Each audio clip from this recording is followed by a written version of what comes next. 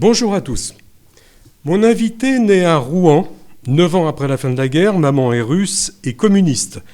Son père polonais est de gauche, ils tiennent un magasin de vêtements à Gournay-en-Bray. Il prête serment en 1978 et depuis, il est l'avocat de nombreuses personnalités. Il possède la double nationalité israélienne et française et partage son temps libre entre Paris et Tel Aviv où il rejoint ses 2 enfants. Avocat, essayiste, pro-israélien, militant associatif, on le retrouve souvent sur CNews. Auteur de plusieurs ouvrages, dont le dernier, Journal de guerre, C'est l'Occident qu'on assassine, paru aux éditions Fayard, est en tête des ventes chez Amazon. La lecture de ses écrits nous en apprendra un petit peu plus sur lui et nous fera comprendre par quel état d'âme il est passé entre le dimanche 8 octobre et le jeudi 7 décembre. France et Israël, il soutient les 2 États. Mais la lutte contre l'extrême gauche est le combat de sa vie. Gilles William Goldnadel, bonjour. Bonjour, j'ai bien résumé.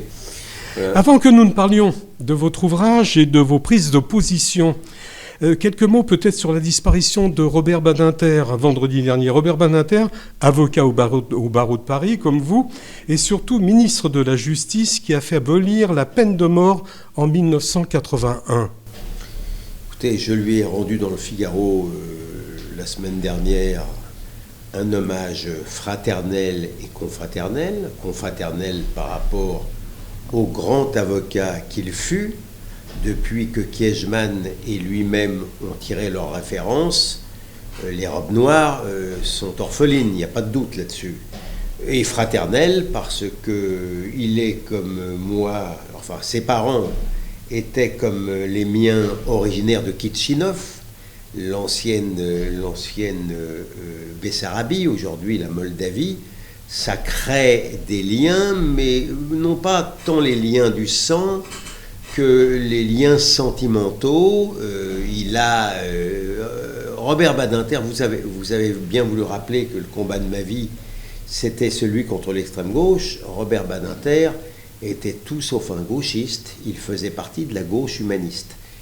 Cet hommage fermement pesé n'a jamais empêché entre lui et moi de profondes divergences.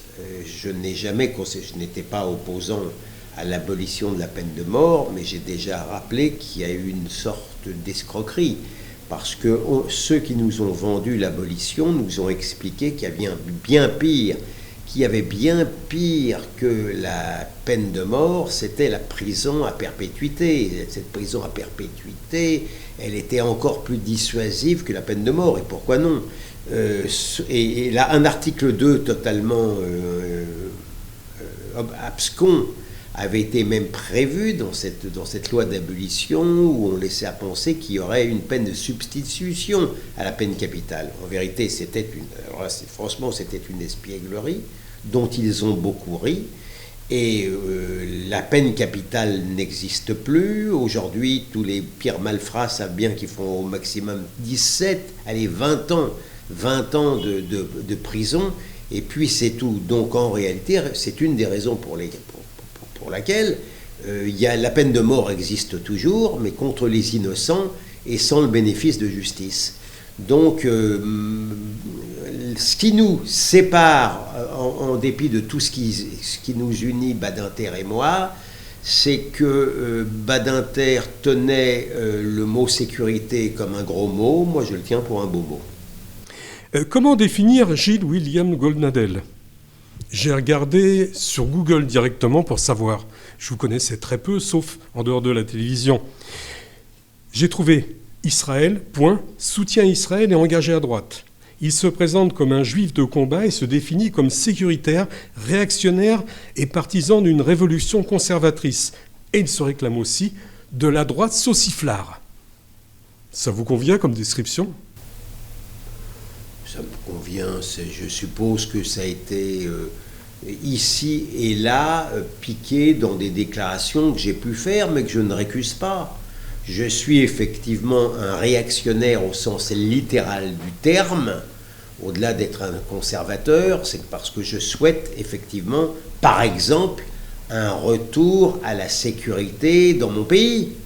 Je suis réactionnaire au sens littéral du terme parce que je suis un retour à ce que les frontières soient véritablement des frontières. Donc de ce point de vue-là, j'assume parfaitement mon côté réactionnaire. Quant à la droite sauciflard, j'ai toujours dit quelque part que je me sentais à la fois proche du petit juif de Sarcelles, martyrisé, mais également j'ai écrit dans certains livres que le petit blanc des banlieues, il était tenu aussi comme une sorte de juif par des nouveaux arrivants qui le considéraient presque comme un envahisseur. Je me sens effectivement des liens fraternels forts avec le petit blanc totalement déboussolé des banlieues, c'est vrai. Ce que j'appelle sans doute la droite sauciflard, moi qui suis végétarien. Alors j'ai bien lu votre journal de guerre et avec attention. Ça s'étend du samedi 7 octobre au jeudi 7 décembre, 2 mois pendant lesquels vous nous faites partager vos réflexions, vos réactions, vos augures et vos humeurs. Page 17, on lit que le premier article que vous signez dans le Figaro, le lundi 9, s'intitule « Israël est sur une ligne de front civilisationnelle » que je rapprocherai, moi, de la page 26, « Les Juifs sont des Blancs au carré ». Alors, Israël serait donc le premier obstacle sur cette ligne de front. Qu'est-ce que ça représente aussi dans votre esprit, Juif au carré ? Blanc au carré. Votre expression exacte, ce sont « les Juifs sont des Blancs au carré ». Oui, alors je vais tenter de vous l'expliquer. En vérité, je le dis depuis à peu près une vingtaine d'années, au moins, quand j'écris le nouveau bréviaire de la haine et ensuite réflexion sur la question blanche. Le juif, pour m'expliquer bien, l'antisémitisme dans son génie créateur et sa réussite incontestable est une sorte de virus mutant, pour employer une métaphore. Et il, en vérité, suit son ennemi le juif à la trace. C'est l'antisémite qui dit au juif « Dis-moi comment tu es, E-S, je te dirai comment je te hais, H-A-I-S ». Autrement dit, quand le juif n'avait pas de pays, il était décrit par l'antisémite virulent comme un veule apatride. Et depuis que le juif a recouvré sa nation, son pays, il est décrit par le même antisémite mutant comme un nationaliste belliqueux. Ce sont des stéréotypes. Ce sont des stéréotypes faux, fallacieux, mensongers, mais qui malgré tout s'appuient sur une part de réalité. Il y a 100 ans, le juif n'avait pas d'État. Aujourd'hui, il en a un. Et non seulement il en a un, mais on va dire que c'est un État-nation occidental. Il est sur un modèle occidental, notamment sous le mode démocratique. Et aujourd'hui, il se trouve qu'il est obligé de le défendre bec et ongle, avec ses griffes d'une certaine manière. Et donc, du coup, il est campé comme un nationaliste belliqueux. On sait bien que c'est faux. Nous savons bien que c'est faux, mais malgré tout, c'est attaché à la réalité, malgré tout, qu'il a construit son État-nation occidental. Et donc, il a muté, le juif. Il n'y a pas de doute qu'il y a 100 ans, vous et moi, nous étions tenus pour des métèques. Et d'ailleurs, mon père, vous a rappelé, à Gournay-en-Bray, il y a des décennies de cela, il se sentait sans doute, dans ses sentiments, plus proche des Noirs et des Arabes que du Français du coin, parce qu'ils étaient étrangers, parce qu'il y avait cette notion-là. Aujourd'hui, pas du tout. Le juif est vécu par les autres comme un blanc, et non seulement comme un blanc, mais comme un blanc qui se défend tellement bec et ongle que c'est un blanc au carré. Raison pourquoi lorsque Israël est attaqué et regardé, il l'est beaucoup plus, il l'est encore par un antisémitisme. L'antisémitisme islamiste et islamique n'a pas besoin d'être spécialement documenté devant vous, mais il est encore plus vécu par l'ensemble des gens comme un blanc, comme un occidental. Le juif n'appartient plus dans la pensée islamo-wokiste, gauchisante, apparaît aujourd'hui réellement, il n'est plus racisé, il fait malgré ce que j'appelle ces états de sévice shoatique, il n'appartient plus à la catégorie des peuples racisés, mais au contraire des bancs plus privilégiés. Raison pourquoi, lorsque les féministes gauchisantes ont défilé il y a quelques semaines dans les rues de Paris pour protester contre les viols des femmes, contre les féminicides, il n'était pas question un seul instant de défendre les femmes violées dans les kibbutzim, non pas tant parce qu'elles étaient juives que parce qu'elles étaient blanches, et que surtout leurs violeurs éventreurs, eux, n'appartenaient pas à la catégorie des mâles blancs détestables. Page 28. Vous battez en brèche le fait que depuis la fin du XIXe siècle, c'était la gauche qui défendait les juifs. La raison pour vous, il y avait, et je le mets entre guillemets, il y avait comme une impunité politique et médiatique. Et vous donnez l'exemple de Jaurès. Oui. En très peu de mots. Oui.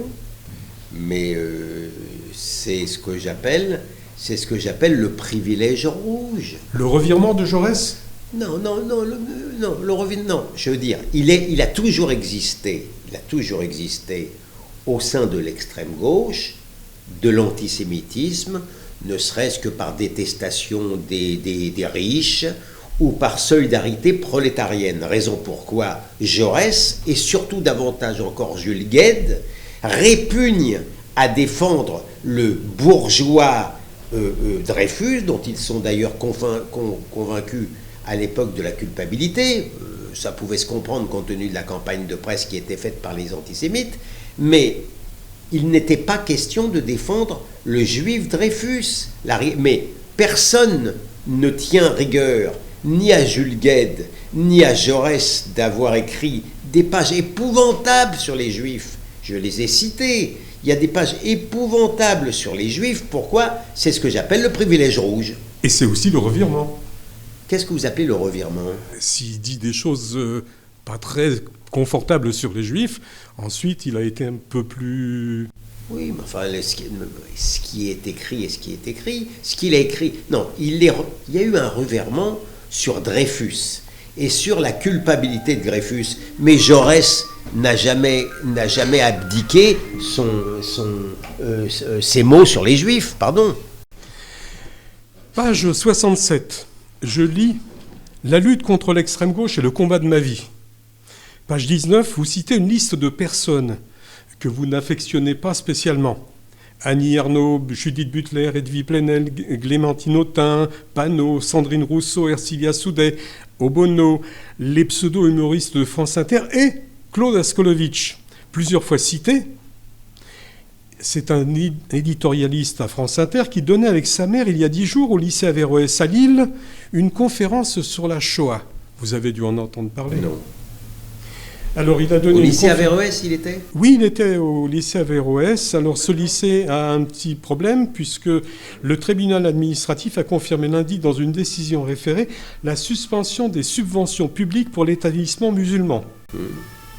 Et j'ignorais que M. Askolovitch, ça n'est pas forcément pour m'étonner, mais j'ignorais, il est allé donc il y a 10 jours au lycée Averroès, malgré tout ce qu'on sait maintenant depuis sur le lycée Averroès.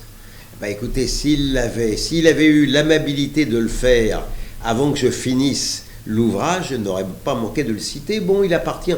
Vous citez, si vous voulez, dans la hiérarchie de l'horreur, il y a bien pire que Claude Askolovitch, pardon, mais ce que je veux dire, vous citez des membres des Insoumis. Moi, mon combat contre l'antisémitisme, si je l'avais mené il y a 70 ans, je l'aurais mené contre l'extrême droite. Je suis un juif du réel, moi. Je ne suis pas un juif imaginaire. Mon ami Finkielkraut a vécu dans la douceur du shtetl parisien. Moi, j'ai vécu seul juif à la campagne, par moments, c'était pas terrible. Donc je sais, c'est pas pour dénigrer du tout, loin s'en faut, son expérience à lui, mais je sais Vraiment, je l'ai connu dans ma chair. Donc moi, en tant que juif du réel, c'est maintenant l'extrême gauche qui très principalement est d'un antisémitisme viscéral, a fait alliance avec l'islamisme le plus antisémite, fait les yeux doux au Hamas, entretient des rapports étroits avec le FPLP classé terroriste qui a participé lui aussi au massacre du 7 octobre. Mon combat aujourd'hui, frontal, il est avant tout contre l'extrême gauche. Alors vous dites que LFI est complètement et largement, durablement discrédité, avec toutes les prises de position qu'ils ont prises. Vous en êtes sûr? Vous en êtes vraiment sûr? Ah oui, écoutez, quand on regarde, nonobstant le privilège rouge, quand on regarde la baisse dans les sondages des insoumis, la manière dont maintenant quand même ils sont discrédités et traités médiatiquement, oui.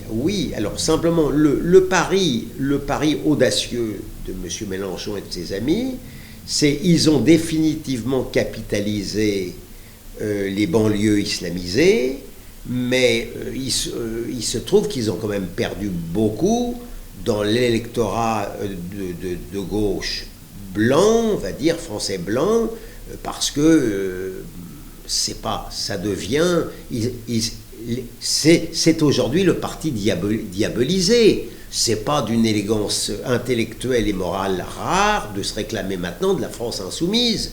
Donc oui, je pense et je ferai tout pour que ce soit le parti des insoumis qui fasse l'objet d'un cordon sanitaire. L'antisémitisme n'est pas une opinion mais un délit. Tout le monde connaît cette formule. Gilles-William Goldnadel, lorsqu'on entend ou on lit certains propos ou déclarations, on est stupéfait que rien n'est intenté contre les auteurs. Surtout que vous écrivez « Aujourd'hui, le privilège rouge, c'est fini ». Vous pouvez m'expliquer pourquoi? Oui, alors, je dis que le privilège rouge est terminé, comme je viens de vous le dire. Sur le plan médiatique, malgré tout, ils en ont pris quand même un sacré coup. Il faut reconnaître. Le plan judiciaire, c'est un peu différent. On parle de pluralisme en ce moment, il faudrait se questionner le pluralisme judiciaire. Je peux vous dire qu'il y a des tribunaux qui renâcleraient avant que de condamner les gens d'extrême gauche pour antisémitisme. Je suis le premier qui a commencé à le faire. Hein. Mais pourquoi c'est dur? Pourquoi c'est dur? Parce que vous avez des juges d'extrême gauche. C'est tout.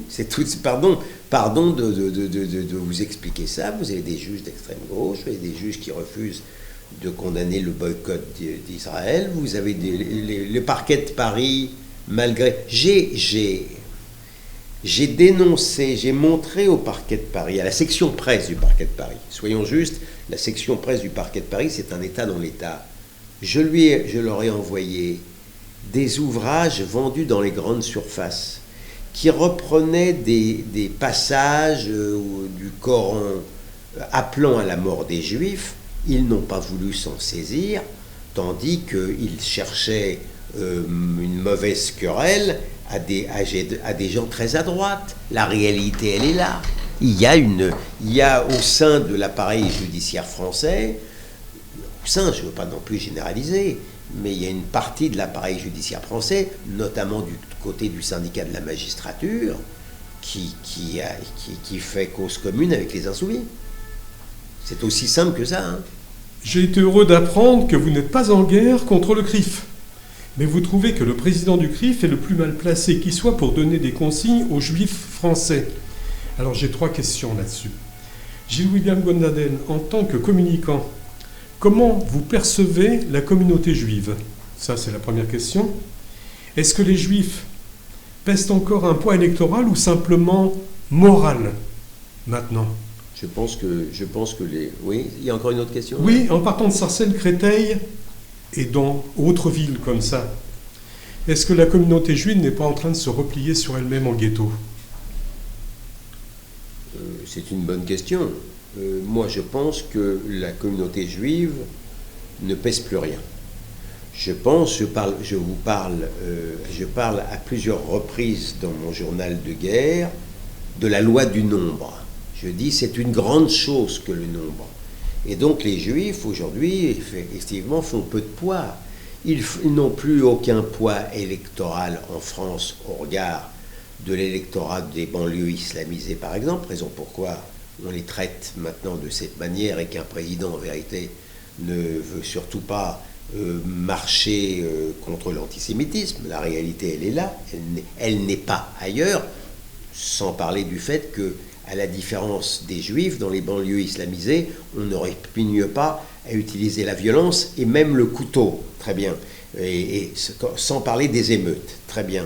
Mais les Juifs ils plient à l'ONU sous le poids de la majorité automatique. La réalité, elle est là. Donc il faut pas se payer de mots. Donc en France, effectivement, mais pardon de le dire un peu cruellement, je n'ai jamais tenu les Juifs, qui ont, paraît-il, une grande réputation d'intelligence, pour très intelligents politiquement. En tous les cas, les Juifs de cour qui étaient censés les représenter.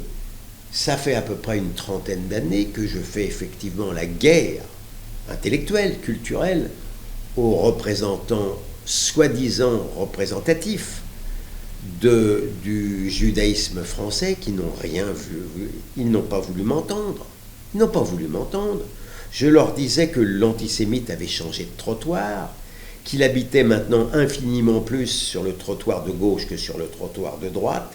Ils n'ont pas voulu m'entendre, mais à la limite, qu'ils ne m'écoutent pas moi, ça n'était pas terrible. Mais du temps où ils avaient encore un poids politique et surtout moral important des causes de la Shoah, s'ils avaient fait le nécessaire, nous n'en serions pas là au niveau... Ils ont favorisé l'immigration. La réalité, elle est là. Et cette immigration massive et invasive, eh bien, c'est le peuple français qui la paye dans sa chair aujourd'hui, et a commencé par les Juifs français. Vous aviez fait allusion, pourquoi ils quittent le 9-3 ? Bon, la réalité, elle est là, si vous voulez, elle est malheureusement indéniable. Il n'empêche, pour répondre définitivement à votre question, que, pardon de le dire, les Juifs français de ce pays, qui aiment charnellement la France comme ils aiment charnellement Israël, ils m'écoutent bien davantage qu'ils n'écoutent le CRIF. Vous assumez deux obsessions, Le Monde et France Inter, mais vous posez la question de savoir s'il faut leur accorder encore autant d'importance. Page 222, vous prétendez que les médias truquent délibérément la présentation objective de l'information. Et vous êtes prêt à le prouver. J'ai William Gonadel, j'ai bien lu votre livre, je n'ai pas vu la démonstration. D'accord, mais écoutez, alors, pardon de vous le dire. D'abord, quand je dis les médias, je vise les médias de service public. D'accord ? Pas tous les médias. J'estime dans l'ensemble que les médias privés se sont conduits convenablement. Je ne leur demande pas de chanter la tikva tous les matins aux médias privés. Je leur demande de dire les faits. Je suis désolé de vous dire, je ne sais pas si vous avez bien lu mon livre, mais j'écris dans mon livre que chaque jour que Dieu ou que le diable fait, si vous écoutez comme moi avec attention France Inter, eh bien, vous avez le droit au bilan victimaire du Hamas. Et quelquefois, ça n'est même pas sourcé. On dit pas...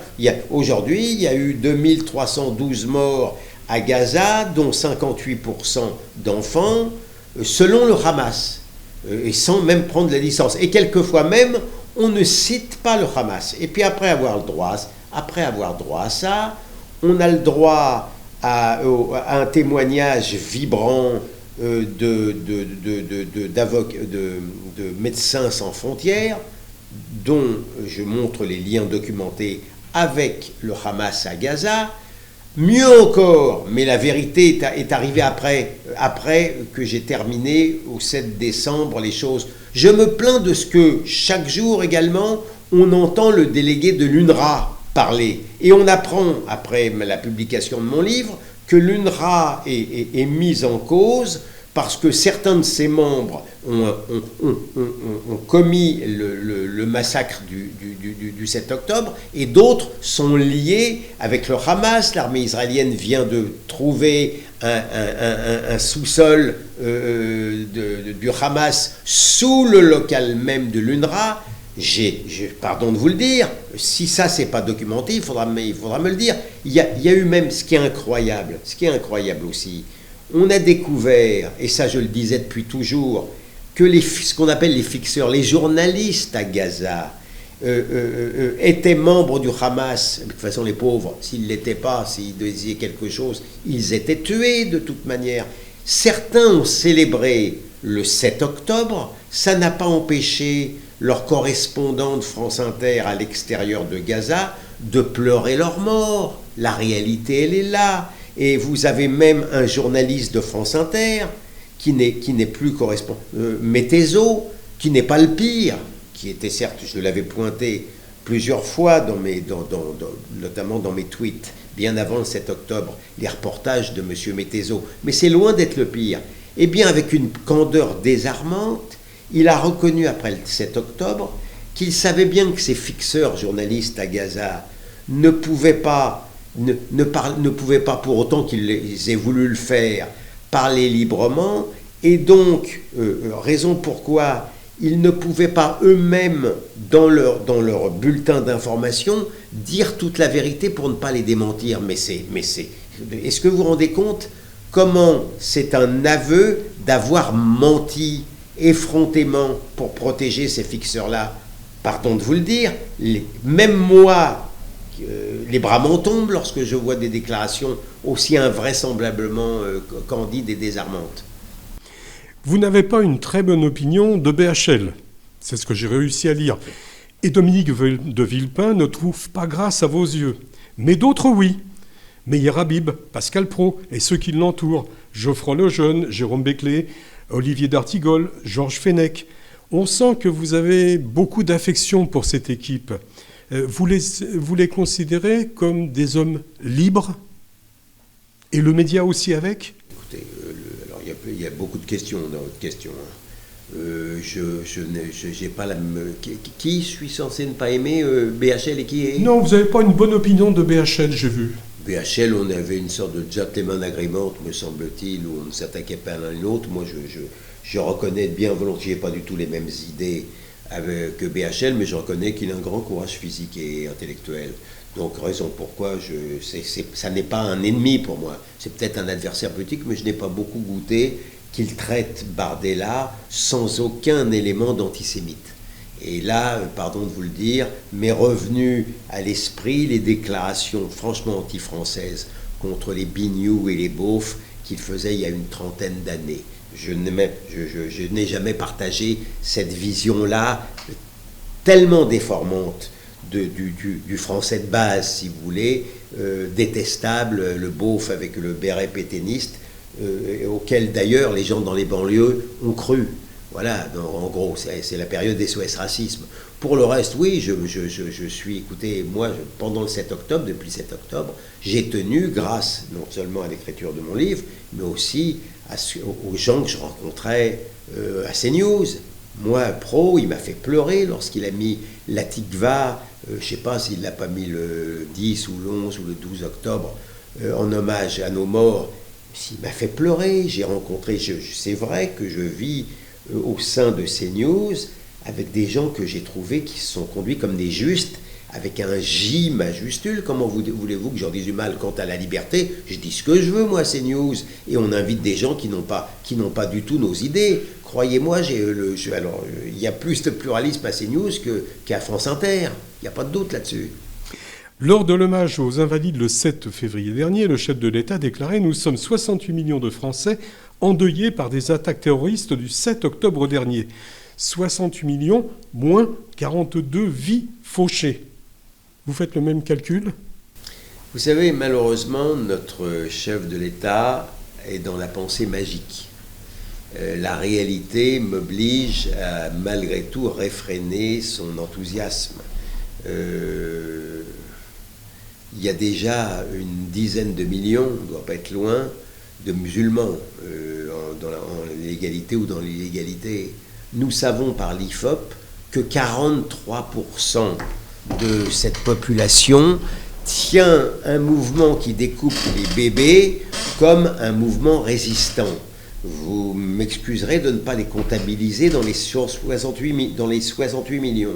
Nous savons aussi qu'il y a à peu près 15% de gens qui nourrissent de tendres sentiments à l'égard de M. Mélenchon et de la France insoumise. Là encore, je répugne un peu à les comptabiliser avec confiance dans les 68 millions endeuillés. Raison pourquoi, effectivement, le calcul de M. Macron me semble très erroné.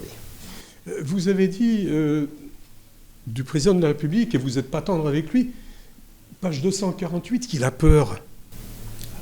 Mais attendez, cet homme a été traumatisé par les émeutes. Il a vu les émeutes. Donc, par conséquent, lorsqu'il voit les manifestations de rue, lorsqu'il se rend compte de tout cela, il est impressionné. Et le même qui expliquait qu'il fallait éradiquer le Hamas et monter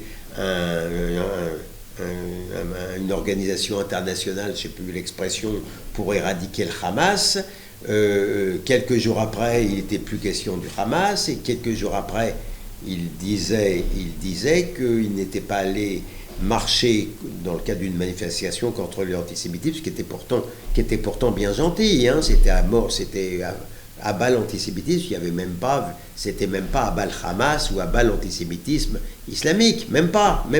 Et bien malgré tout, il a justifié de ne pas être allé marcher, parce que pour préserver l'unité du pays et pour ne pas discriminer la population musulmane, il a prononcé cela en terre helvétique, mais il aurait pu tout aussi bien le prononcer à Munich.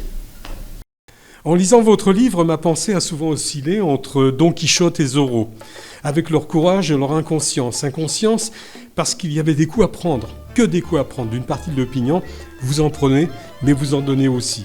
Et il faut une dose de courage pour ferrailler, vous défendre, et vous le faites très bien vis-à-vis de toute cette meute. La bataille sera longue et dure, et même si vous vous considérez comme un moine soldat, l'avocat d'Israël, vous restez optimiste, comme vous l'écrivez, page 288. La population française est de notre côté, je le maintiens.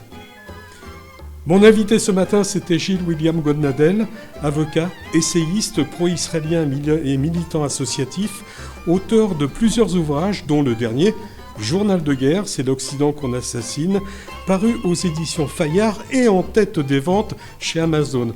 Merci Gilles William Goldnadel de m'avoir accordé cet entretien. Merci pour ces bonnes paroles. Je rectifierai seulement un point, je ne suis pas moine. C'est vous qui l'avez écrit, hein, pas moi. Bon. J'ai repris. Bon, je ne savais pas que je me voyais comme un moine soldat. Bon, très bien. Merci beaucoup, merci de cet entretien. Merci. Très riche en tous les cas. Merci à vous.